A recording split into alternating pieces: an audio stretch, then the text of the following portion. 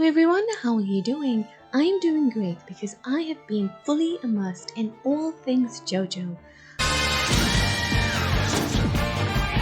I adore this anime and it's definitely my favorite. So everything I say in this video comes from a place of love. I really like part 1 and think it lays down an excellent foundation for everything that comes after. There's just something so special about Jonathan Joestar. I adore the style and aesthetics, all the play with color and texture, and the music is excellent.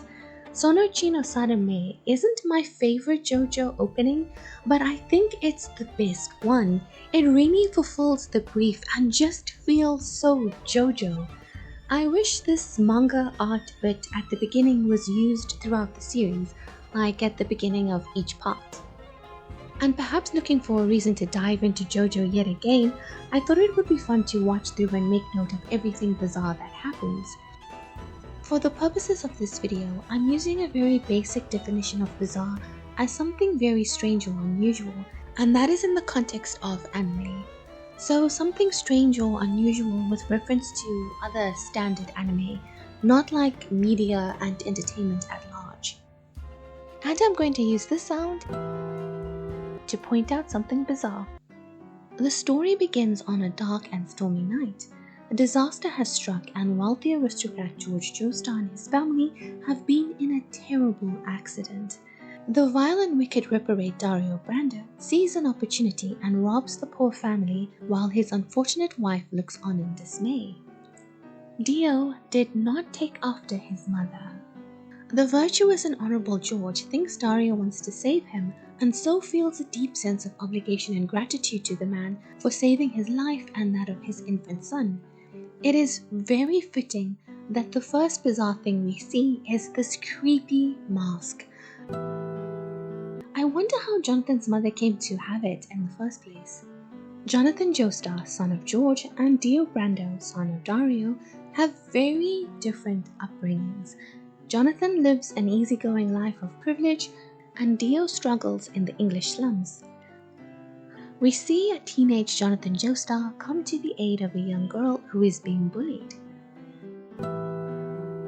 The existence of a young man as noble and gentlemanly as Jonathan Joestar. A true gentleman has no fear. He'll fight for those who can't. Even knowing it's a fight he has no chance of winning, he enters the fray. On the opposite side of town, Dio has always known he was destined for more and resents his low circumstances. So when Dio does one good thing and calls upon George Joestar to foster his son after his death, Dio is fully ready to wrangle as much as he can from the situation. He will take everything that Jonathan Joestar would have otherwise had. It never even occurs to him to share. Well, not yet, anyway. The existence of a young man who possesses such villainous flair and such a natural talent for deceit, manipulation, and just pure dickishness. So this is the brat I must usurp. Wears his heart on his sleeve. He's quick to anger. This pampered fool is no match for the likes of Dio Brando. Look at the way he stands. Dio has the highest opinion of himself. Through his devious machinations, Dio successfully isolates JoJo, leaving him miserable and downtrodden, until he befriends Irina Pendleton. She's the sun in his dark existence, but Dio's pettiness knows no bounds and he cannot stand to see Jonathan happy. So he corners Irina and steals her first kiss, sinking further into the depth of depravity. Have you and JoJo kissed yet? I'll take that as a no. You thought your first kiss would be JoJo, but it was I, Dio! He even hits her when she is rightfully disgusted by his actions. This resolute resolve to make Jonathan unhappy in every way possible might deserve its own bizarre point too. It's pretty strange and unusual. Enraged, Jonathan engages Dio in fisticuffs and punches him again and again and again, drawing blood. And I would say that this is the first time that Dio is truly threatened by Jonathan. The creepy mask reacts to Dio's blood, and I think it's fitting that his blood is the one to awaken it. Dio cries and uses these tears to throw Jonathan off guard as he hides a knife behind his back. I sometimes wonder if there was a moment in which these tears were real. Like he was genuinely in pain, angry, and afraid, and tears came to his eyes, but because he's Dio, he instantly used them to his advantage. Dio achieves vengeance by trapping Jonathan's dog in the incinerator. The story flashed forward 7 years and they're friends now? Stars of the rugby team even. I love that Araki sensei included something as quintessentially British as rugby. Both Dio and Jonathan maintain a pretense of friendship in order to keep an eye on the other. I suspect both enjoys the pretend brotherhood, Jonathan genuinely hoping Dio turned over a new leaf, and Dio secretly yearning for a true friendship. Jonathan's suspicions are aroused when he learns that Dio Brando died from an illness that sounds very similar to the one currently afflicting his father. Did Dio poison his own father? Most likely. Is he currently poisoning George? Certainly. Why this urgency? If Dio would just wait, it is likely George would have split his estate evenly between the two of them. But Dio doesn't like to share. Jonathan ventures into London's most depraved cesspit of violence and skullduggery in order to locate the source of Dio's poison. He sees a cat eating a puppy, and that is how you know this place is truly corrupted.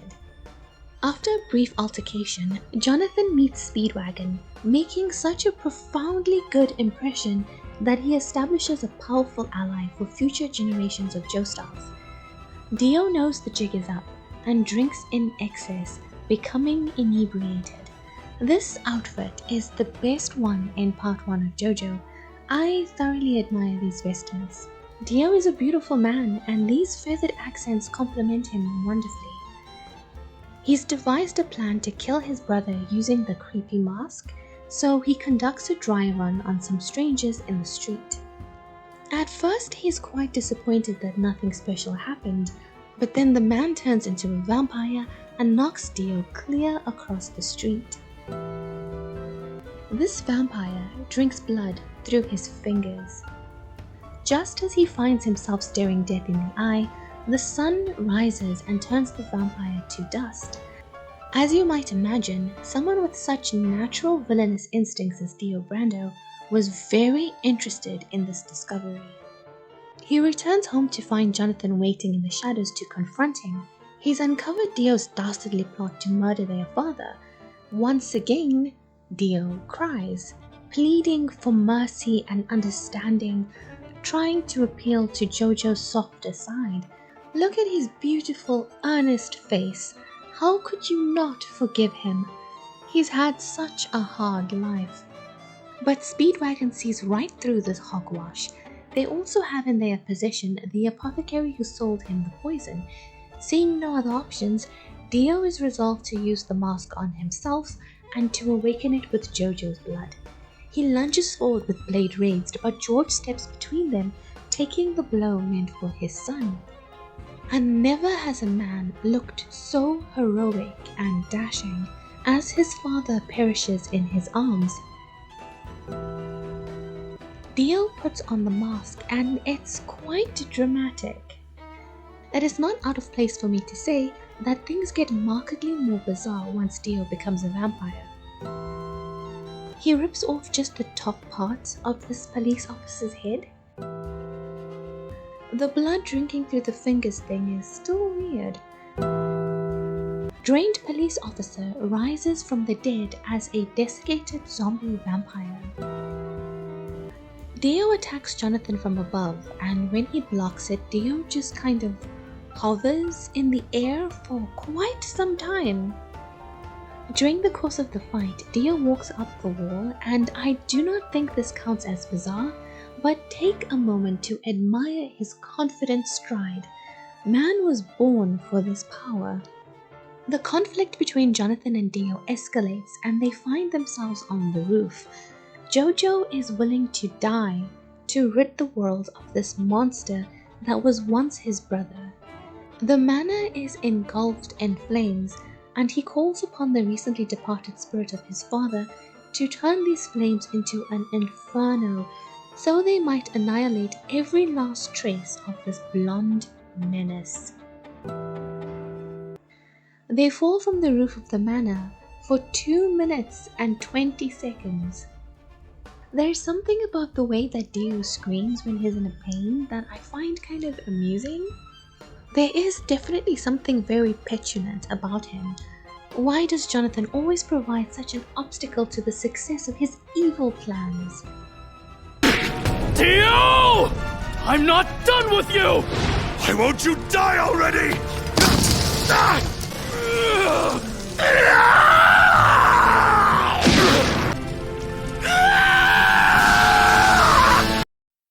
Dio is impaled on a statue and Jonathan manages to get out of the manor, possibly aided by the spirit of his recently departed father. He is nursed back to health by Irina, his childhood sweetheart. The mantle of a hero sits so firmly upon his shoulders that even in his wounded state, he saves her when she faints from exhaustion. Dio survives too, though he is gravely injured. Dio turns Jack the Ripper into a zombie vampire. A brief moment to explain. The stone mask turns a person into a true vampire, and then that vampire can make these zombie ones that do their bidding. Dio doesn't use the mask on anyone because only he can stand at the top of the mountain. There can be only one. Jonathan and Irina meet Baron Zeppeli, who is a master of hormone and wishes to teach it to Jonathan, who is of course naturally gifted and amazing. Zeppeli knocks the air out of Jonathan with just his pinky and uses hormone to mend his bones. Lifting this rock is nothing! That's incredible! Comrades, let us take a moment to regard the substantial breadth of Jonathan Joestar's thighs. As they say, thick thighs save lives. The force is so strong with JoJo that flowers bloom on a tree branch he's touching. He and Zeppeli spend some time training while Dio drinks blood and builds an army. Dio seems to be really thriving in his new life as a vampire. Eventually, Jonathan, Zeppeli and Speedwagon set out to find and defeat Dio. This outfit. Someone rips the heads off of the horses and then puts one of them on the head of the coachman. It was vampire zombie Jack the Ripper, and he emerges from inside the horse. Jack stabs himself in the neck just to freak them out. His body is filled with knives. Zeppeli fights him with a glass of wine, and I'm undecided if this is bizarre or not, but it is certainly stylish. I contemplated including the zombies in the graveyard rising up, but that does happen fairly often in horror. Wait, is this a horror? This one is bizarre in its fabulousness.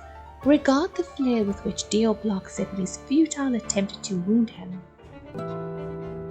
Dio gives himself ice powers by...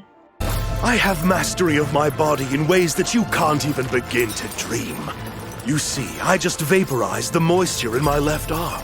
The force of it pulled in all heat in the immediate area, freezing your arm in the process. Dio has no desire to get his hands dirty and summons 2 former knights of Mary Queen of Scots to fight in his stead. Magic vampire hair. Oh, blood!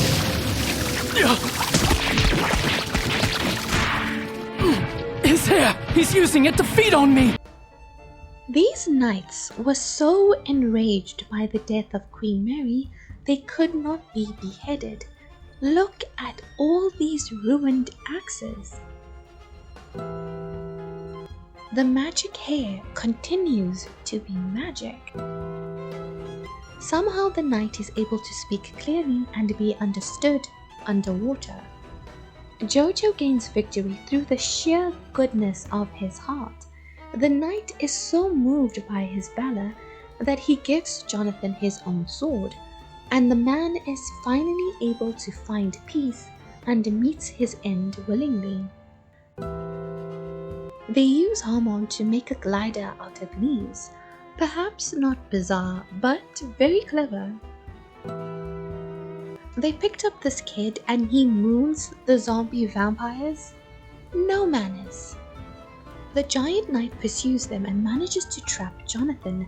They are both confined by the neck to this change and only one may survive. Jonathan does not do well in this situation, and Zeppeli knows he needs to come to his aid. The kid sneaks in, unlocks the door, getting punched in the face in the process, and it is pretty bizarre that he's not dead after that blow, but this is anime after all. Zeppeli goes to Jonathan's aid and is severed in half by the chain, and I don't count this as bizarre, because violence can be quite intense in anime on occasion, but I will say that it's brutal. In his last moments, he gives all his Harmon and his ultimate technique to Jonathan, causing him to rapidly age and die. JoJo blasts the giant knight away with Harmon, leaving no trace. Jonathan is devastated by the loss of another father figure. The scenes with Dio in his lair are the most bizarre in part 1. Note here that these bats in the background are not bats at all, but his minions. Dio promises to bring no harm to this woman's baby if she willingly offers herself to him, and once she's a vampire zombie, she eats her baby. Dio anticipated this outcome and is pleased. Our trio make their way to this boy's home and bump into a villager on the way. This thing he does with his tongue. 3 dear comrades of Zeppeli's arrive to aid in the battle. This gentleman looks so much like Polnareff from Stardust Crusaders. I imagine Araki-sensei drew him and liked it so much he needed to do it again and expand the role. Straightser just being so damn beautiful. What in the world is Dio doing in this castle? These cats have human heads and this bird has a cat head. Like, what the hell has he been doing? Hearts filled with determination and vengeance, the group makes their way to Dio's lair, arriving at the perfect moment to save the boy's sister from the zombie vampire troll guy. He has snakes in his head. Dio's minions. So if you're familiar with Castlevania, it's like Dio has become a forge master. Merely an observation, but this image of the good knight looks just like Star Platinum. Dio freezes Daya in the splits, and that's kind of funny. Dio shatters him, and then his head fills a rose with Harmon and gets Dio right in the eye. Our vampire king is furious at the audacity of injuring him, and in the face no less. He's so dramatic and is essentially having a tantrum. Dio calls him more disgusting than frog urine, and that reference is random and bizarre. The zombies take a moment to introduce themselves to Straightser. Even in death, just can't beat those English manners. Dio is still mad about the rose in the eye. This shows us that Harmon can really hurt him. He can't even open the eye. You will recall that time he was shot in the head and barely reacted. JoJo manages to slice him in half, and that moment of success is immediately crushed when Dio continues speaking as if nothing is wrong. He even sticks his fingers in JoJo's neck and plays with his artery as if it were a worm. I've got your rubbery little carotid between my fingers. So warm and springy. A strangely pleasant feeling. Useless, useless, useless, useless! Enjoying this anguish, JoJo? Dio uses his veins to retrieve and reattach his arm. Dio realigning his face. Jonathan punches Dio with a super-powered Harmon Fire Fist, and the blow is enough to penetrate his defenses and send him soaring into the air. As his body begins to disintegrate, he unlocks a new ability and fires a laser from his eye. Very powerful, but ultimately ineffectual. He falls to the ground and Jonathan sheds a tear for his evil foster brother. Exhausted, he falls to his knees and faints, cheeks still damp with tears. Dio chops off his head to save his brain from the rapidly spreading hormone infection, and the demented apothecary guy rescues his head so they might find him a new body. Speedwagon destroys the stone mask with a big hammer, and it's nice that he got to do something too. Additional sound effects were added to the opening of the final episode, and I appreciate these small touches. Jonathan and Irina wed in a lovely intimate ceremony and embark upon a trip to the new world to celebrate their love. They are so cute and happy, and I wish they had more time together. The way this man turned so randomly into a zombie, I swear the first thing you want to do when you become a zombie vampire is stick out your tongue and wave the appendage about. Dio being so confident that he should have and can take JoJo's body even though he's just a head, and then being successful. Dio takes advantage of Jonathan's surprise and bewilderment to fire his lasers, getting him right in the neck, which would make it difficult for him to breathe and therefore use hormone. Dio's minions spread the zombie infection throughout the ship's passengers for power and chaos. Though JoJo requested his new wife seal herself away, Irina followed him and witnesses all this madness, including a woman who is killed protecting her baby. Evil apothecary minions' eyebrows and mustache moved like spider legs. JoJo uses the loss of his hormone to seize control of the minion's body and force it to stop the propel mechanism of the ship so that it'll explode. Dio is mad JoJo isn't on board to be his new body. Didn't you hear me say I respect you now? Come on, stop dilly-dallying. Irina wants to stay with Jonathan and die with him. They're both so young and barely had time together. She's only convinced to leave him in order to save baby Lisa. The machinery explodes, and even as he's dying, Jonathan protects Irina with his body. Dio grabs JoJo by the neck using his neck veins. Dio refers to his indestructible coffin as a velvet boudoir.